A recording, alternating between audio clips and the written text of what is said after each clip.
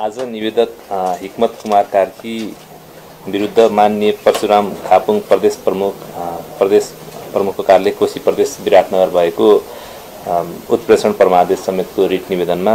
सर्वोच्च अदालतको पूर्ण इजलासबाट आदेश प्राप्त भएको छ। यो आदेशको म संक्षिप्त आदेशलाई चाहिँ यहाँहरुका माझमा राख्ने अनुमति चाहन्छु। मैले अगाडिको तथ्य खण्ड यहाँ भनिरहिन प्रस्तुत रिट निवेदनका सम्बन्धमा देखाएका प्रश्नहरूको निरूपण हुनुपर्ने देखियो भनेर अदालतले 5 वटा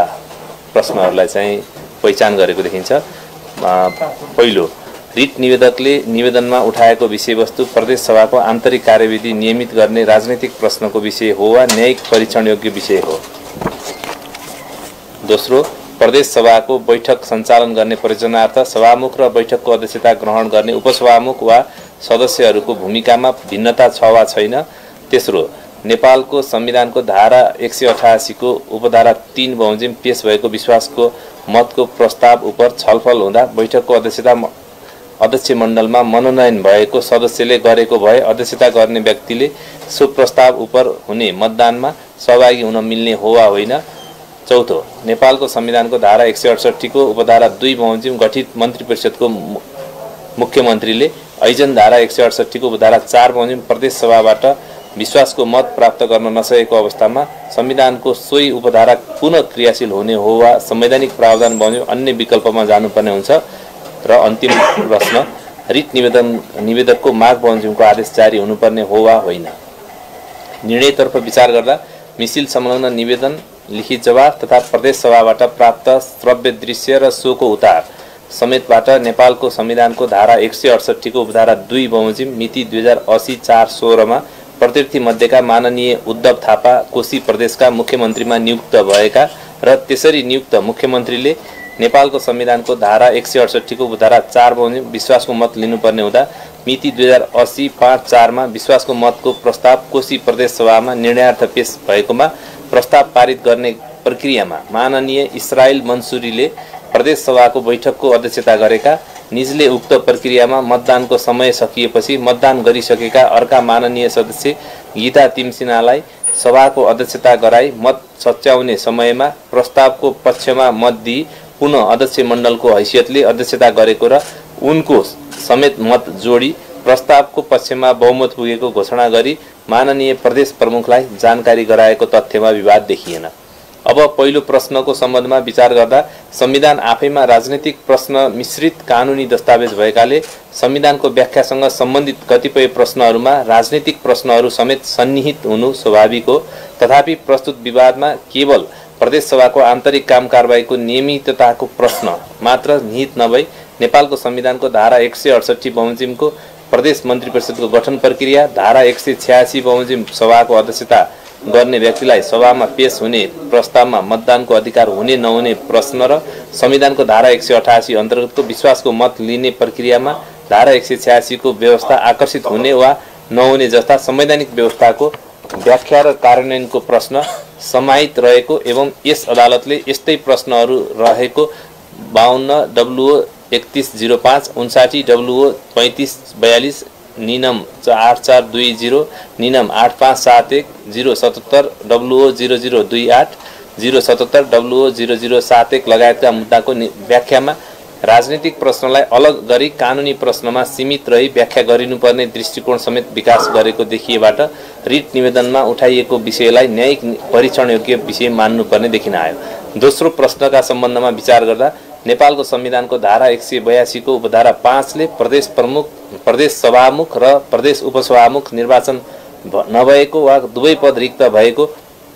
अवस्थामा प्रदेश सभाको बैठकको अध्यक्षता उपस्थित सदस्य मध्ये उमेरको हिसाबले ज्येष्ठ सदस्यले ग्रहण गर्ने व्यवस्था गरी सभामुख वा उपसभामुखको उपस्थितिमा सभाको कुनै सदस्यले सभाको अध्यक्षता गर्न सक्ने असाधारण अवधारणालाई स्वीकार गरेको देखियो।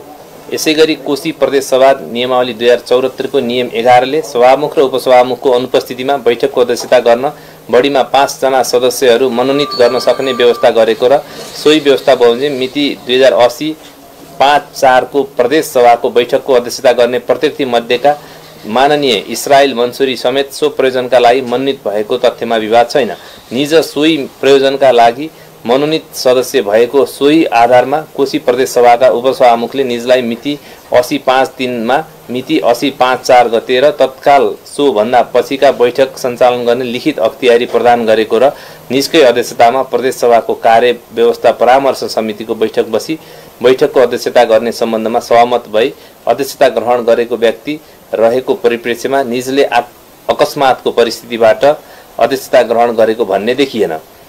कोशी प्रदेश सभा नियमावली 2074 को नियम 11(2) ले उपसभामुख तथा उपनियम 1 बमोजिम मनोनयन गरेको सदस्यले अध्यक्षता गरिरहेको बैठकमा सभामुखले प्रयोग गर्न पाउने सबै अधिकार प्रयोग गर्न सक्ने व्यवस्था गरेबाट नियम प्रदत्त अधिकारको अवधारणासँग निजले पूरा गर्नुपर्ने कर्तव्य दायित्व समेत गाविन आउने हुँदा प्रदेश सभाको बैठकको अध्यक्षता गर्ने व्यक्तिमा बैठक सञ्चालनको अवधिमा सभामुख सरहको कर्तव्य र अधिकार भनी स्पष्ट हुन आउँछ। राजनैतिक दल सम्बन्धी ऐन 2073 को दफा 28 ले संसदीय दलका नेताको निर्देशन बमोजिम प्रदेश सभामा मतदान गर्न पार्टी हुइप जारी हुने व्यवस्था रहेको भए तापनि सोही ऐनको दफा 33 ग ले सभामुख उपसभामुख लगायतका पदाधिकारीहरूले मात्र नभई अन्य कुनै सदस्यले संघीय संसदको कुनै सदन वा प्रदेश सभाको अध्यक्षता गरेकोमा यस्तो सदस्यले अध्यक्षता गर्दाका बखत सचेतकले दिएको निर्देशन विपरीत मतदान गरेमा वा तटस्थ रहेमा दल त्याग गरेको मानिने छैन भनी व्यवस्था गरेबाट पनि सभाको अध्यक्षता गर्दा तटस्थ हुनुपर्ने र पार्टी हुइप मान्नु नपर्ने अवधारणालाई मान्यता दिएको देखिन्छ। सभामुखको पद आफै अध्यक्षता गर्ने पद हो। सभामुखको मुख्य जिम्मा नै बैठकको अध्यक्षता गर्ने नै रहेको र बैठकको अध्यक्षता ग्रहण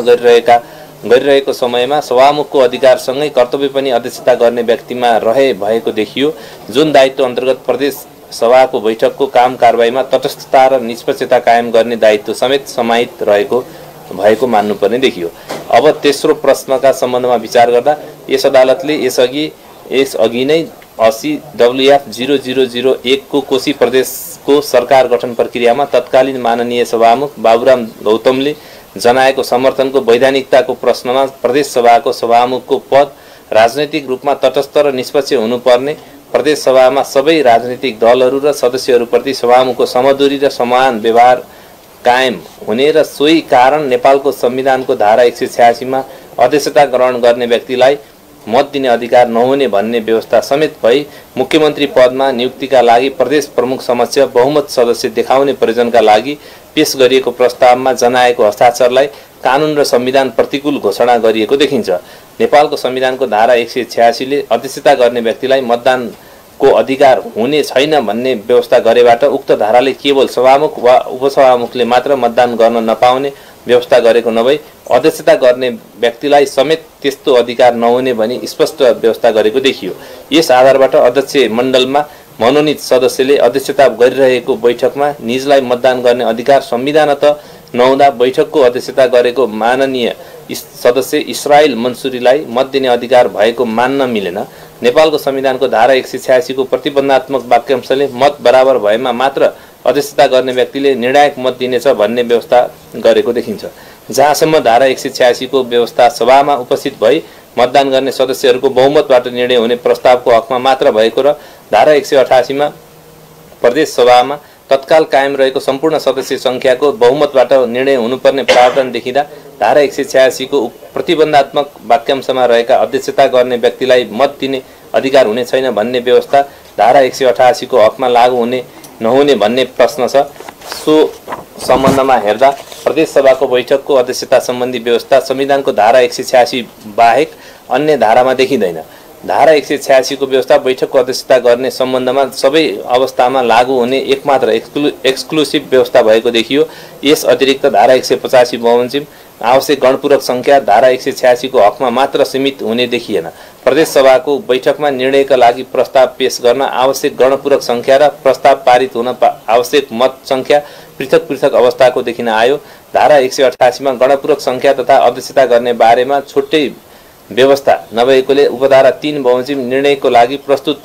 प्रस्ताव पारित गर्ने प्रयोजनका लागि सम्म प्रदेश सभाको सम्पूर्ण सदस्यको बहुमतबाट पारित हुने अवस्थाको देखिन आयो। यस सम्बन्धमा धारा 185 र 186 नै लागू हुने भएकोले संविधानको धारा 185, 186 र 188 को व्यवस्था परस्पर अन्तर सम्बन्धित र अन्तर प्रभावित भई समग्रता मा हेरी सुसङ्गत र उद्देश्यपरक व्याख्या गर्नुपर्नेमा सन्देह देखिन आएन। अब रिट निवेदन माग बमोजिमको आदेश जारी हुनुपर्ने हो वा होइन भन्ने प्रश्नका सन्दर्भमा विचार गर्दा रिट निवेदकले 2080 भाद्र 4 गते प्रदेश सभाको बैठकमा अध्यक्षता गरेका प्रत्यर्थी माननीय इस्रायल मन्सुरीले संविधानको धारा 186 विपरीत प्रत्यर्थी मुख्यमन्त्रीले पेश गरेको आफूलाई विश्वासको मत दिइयोस् भन्ने प्रस्तावमा